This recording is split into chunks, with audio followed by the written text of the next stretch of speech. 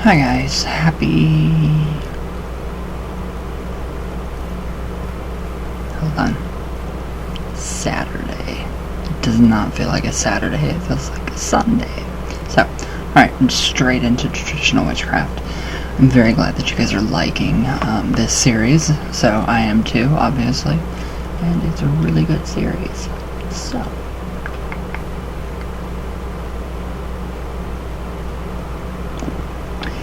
You guys were incredible yesterday in live chat. Incredible. All of you were incredible. It was so funny. And I won't go into it on here, but alright, so.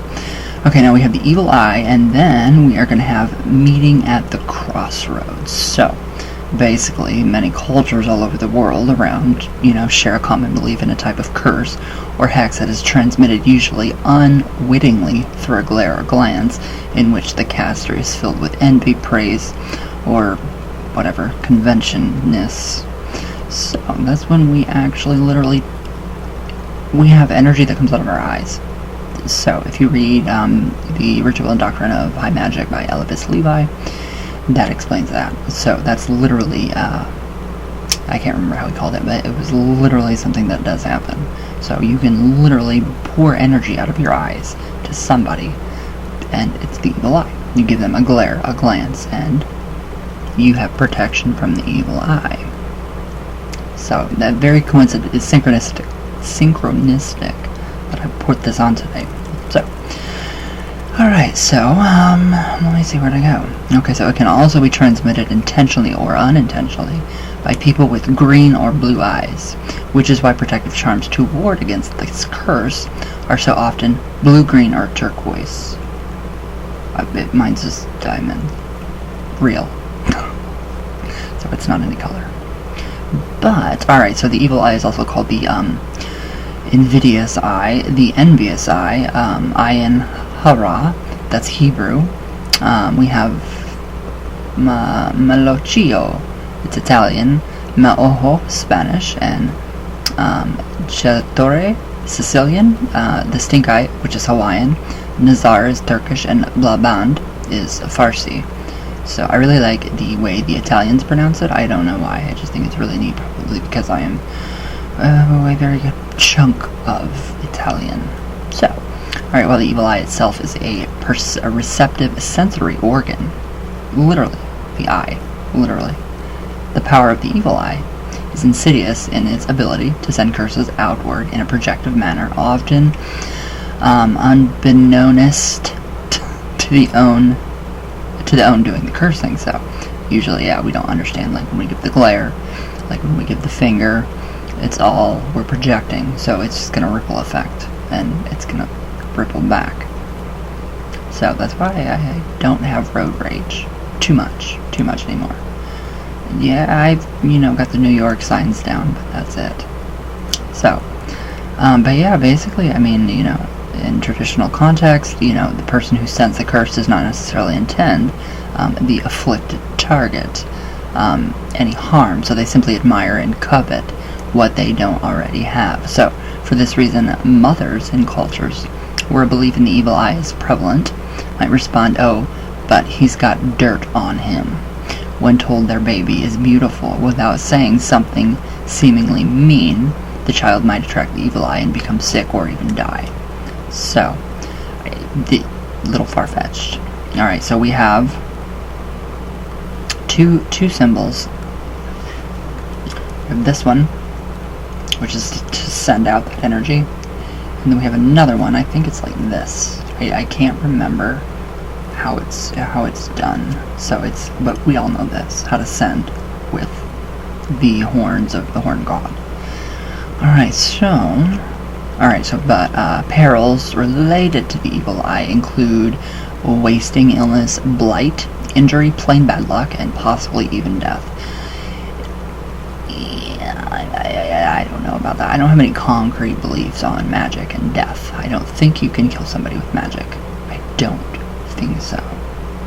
I just don't have any solid concrete beliefs in that area, so. What else? Alright, so charms against the evil eye are sometimes, also simply called the evil eye. So, obviously, that's why. Charms, the evil eye. and take the shape of blue, green, or turquoise. Circle banded in white to represent the eye. So it's it's banded, kind of. But yeah, it is for protection from the evil eye. I love this. I've had this for so long. I love my sister. Alright, so, let's see. Okay, so various hand gestures and horns with their phallic connotations also are reputed to ward against the evil eye.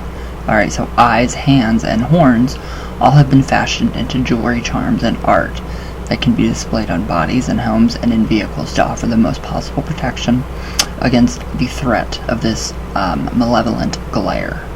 So it's pretty interesting. I mean, it's pretty interesting to read about, to think about just the power of the eyes. So, I mean, you can literally, the eye color, it does not matter. I don't care what color your eyes are. All that crap, what color your eyes are describes your personality. No, it doesn't. That's all fake. All fake. There's no scientific nothing supporting that, so. But yeah, it's very interesting. But I do actually recommend reading The Ritual and Doctrine of High Magic by Eliphas Levi, because it does go into a lot of the evil eye and how Aleister Crowley used his eyes and, sympathetic magic to make somebody fall or, become invisible or, all that good stuff. So, very, very different. Have you guys ever experienced the evil eye? Ooh. Anything like it? I've never. I've gotten, the evil eye, but it's just never affected me. I'm just like, yeah, whatever. Alright, so I'm meeting at the crossroads. Now this is just the typical, stereotypical witches meeting at the Sabbath with the god of the witches. So this is pretty cool.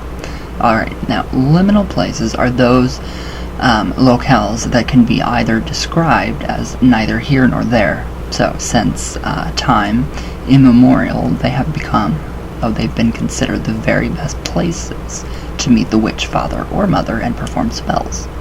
So liminal spaces might include the mouth of a cave, neither in the belly of the earth nor upon the land's breasts. Okay, at the seashore, neither in the ocean nor upon dry land. So the in-between. Where'd I go? I'm at a doorway, neither inside the house nor yet outside its bounds, but the liminal place that has fired the imagination and bred some of the most enduring folklore is that of the crossroads. So the place where two or more roads come together and the traveler can stand for a moment in true limbo on their way to anywhere. I live on a crossroads, literally right here. Crossroads Cemetery. Yes, it's just a very strange place. So you all know this. You all know this history, though. So, all right. So, it is in this place of balance, of limitless possibility, of undiscovered potential, that magic and initiation are possible. The seeker of the mysteries has access to all that is, was, and will be. So that's very different to actually think about that and kind of go into the crossroads and just being in a pure limbo kind of state. So that would be kind of like a true meditative state to me, kind of quieting the mind and just kind of being and not feeling anything, but just kind of being present or off in space. I don't know, but it's pretty interesting. Alright, so cultures from all over the globe have expressed this concept in a myriad of ways. Some embrace it and some fear it. So the keeper of these mysteries is most often viewed as a devil, demon, whore, or hag. Where did that come from? A whore? But sometimes they are known as the master light bearer. Psychopomp. Okay. Psychopomp I've heard in Sabrina. When they ask to protect, they always warn against the psychopomps. Okay, hopefully this will give us some insight. So, or key holder. So sometimes they are both loved and feared. For the mysteries that illuminate and set the soul aflame can also consume one with madness if not grounded and tempered. That is why I tell everybody, do not become obsessed with your craft. I mean, you have to have a good balance, temperance, obviously, or you're going to be intoxicated by the astral light. And that's pretty much what a lot of people think that Aleister Crowley went crazy from. So, yes. Alright, now, let me see where to go. Okay, so Hecate and Hermes both held this role in ancient Greece. In Africa and African diaspora religions, we see Legba, Elegua, and several others, as well as Pampagira. Odin was honored at a crossroads in parts of Denmark and elsewhere in the Norse world. So this is just folklore, all kinds of folklore going down to the crossroads. You can hear it in many, many old songs. It's pretty interesting. It's very interesting. So folklore holds that rulers, dancers, musicians, artists, and merchants, just to name a few, have all made deals with the devil at the crossroads to increase their talents, fame, power, and fortune. Perhaps the true tale is that these intrepid or desperate seekers quested for mastery of their natural gifts, so they may have come on way changed by their initiation, startled by the keeper they encountered there, but their work was fueled by cunning fire after they had gone down to the crossroads. So it's pretty interesting. I like it. I like that idea. I really like that idea. So it's just pretty different. Alright, now we have the Alaran. And this is very, very cool. This is very interesting. It's basically the Mandrake root. So this is connecting to, in my mind, to Sabrina. A lot of what is going on in The Chilling Adventures of Sabrina on Netflix. The second part, the closer to the end. So, alright, now we have discussed the calling and uses of familiars, but corporeal and incorporeal before. But there is another kind of familiar that bridges the gap between the two forms. This is the ancient magical talisman known as the Alaran. Alaran, yeah. So, the Alaran is a root that has formed in a roughly human shape. Mandrake root. So, the root may grow this way naturally, or may be carved to resemble a human figure. So, the Alaran is traditionally a mandrake root, as these have the unique habit of growing in a vaguely humanoid shape. So I've heard that if you actually pull a mandrake root out, it screams. I've never tried, so I don't know if that's true. I have no clue. But it's interesting. So, alright, any root may be used, however, it is the virtue of the chthonic properties of the root that provide the necessary magical energies. Ash and Bryony are popular choices. So, Alrun, also Alrun, Alruna, Alrun, is a German word that means simply witch. So, it derives from the same linguistic roots as rune and rowan. Rowan wine sap. Lewis cipher. I love those. I'm blurry. There we go. I love that whole idea. Why am I so blurry? There we go. Alright, so, now according to the Mystic Mandrake by C.J.S. Thompson, the Alaran was wrapped or dressed in a white robe with a golden girdle, bathed every Friday and kept in a box. Otherwise, it was believed to shriek for attention. Okay, so, Alarans were used in magic rituals, and were also believed to bring good luck, but possession of them carried the risk of witchcraft prosecution, and in 1630, 3 women were executed in Hamburg on this charge. Wow. By the 16th century, the German word, mandrake bearer or something, had taken on such a strong connection with witchcraft that to be condemned as such was a death sentence. That's kind of scary. All over a mandrake root? So, alright. Alright, so, where'd I go? Okay, the Alaran was difficult to get rid of because there was a superstition that it can only be sold at a higher price than bought.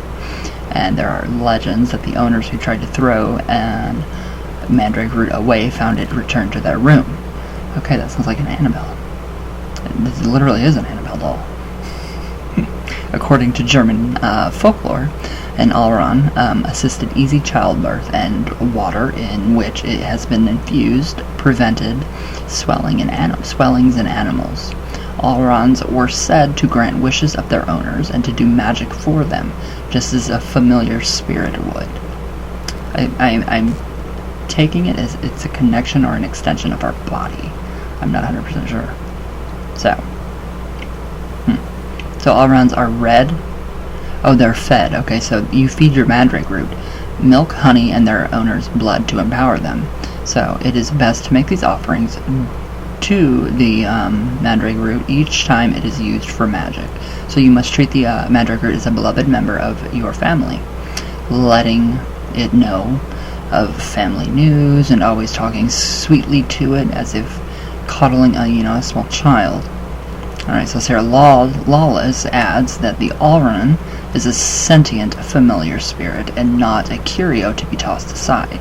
So the mandrake root has the power to bless or curse its owner, so think carefully on your intent before making one. That's very interesting. I like that. I actually like that.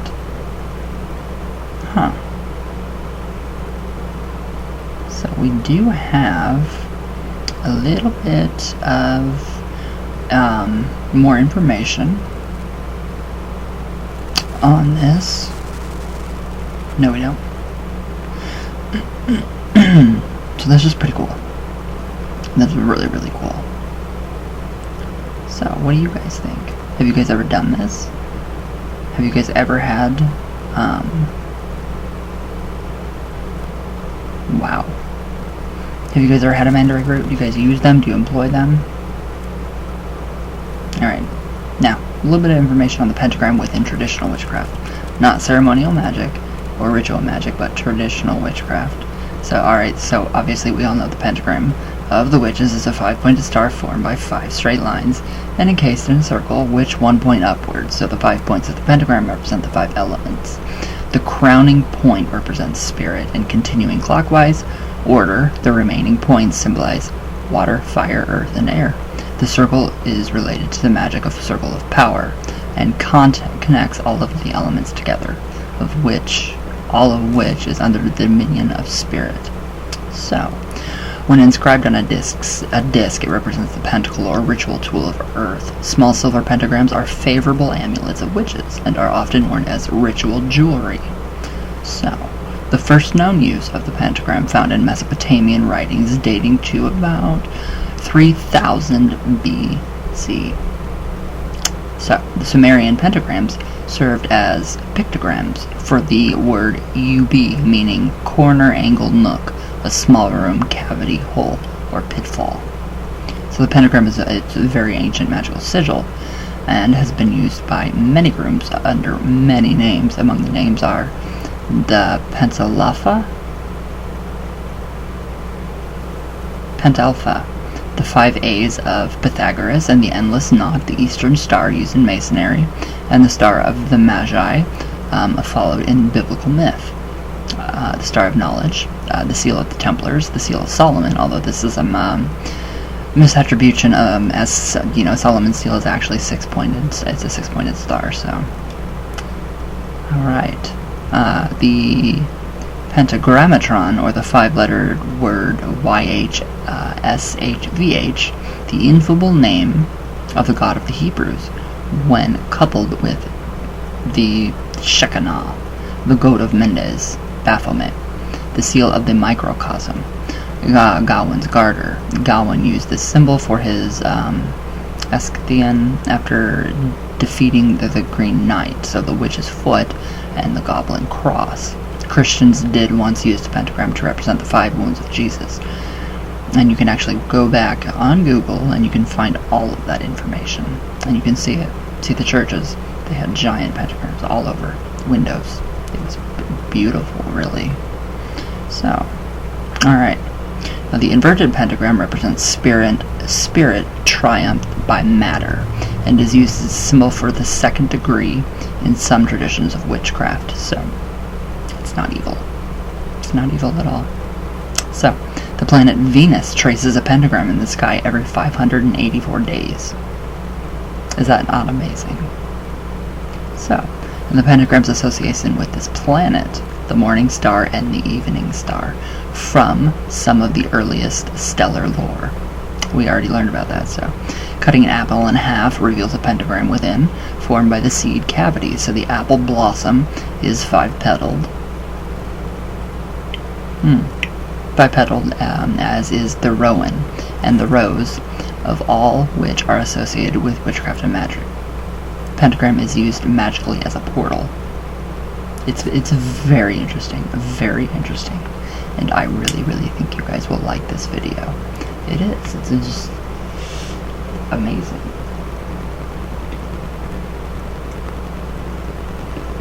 Just the lore behind it, and the mandrake, and yeah, it makes me want to be careful when I do, anything with the roots, or, now I'm like, oh god, I don't even want to touch a root or anything like that, but I think it's pretty cool, so I really want to try to find a mandrake root. Give it intent. Good intent. So, but alright guys, I hope you guys have a great weekend, and yeah, be safe everybody. All my friends, yes, be safe guys, and I love you all very much. All the way from Venus. All the way back down. And there we go.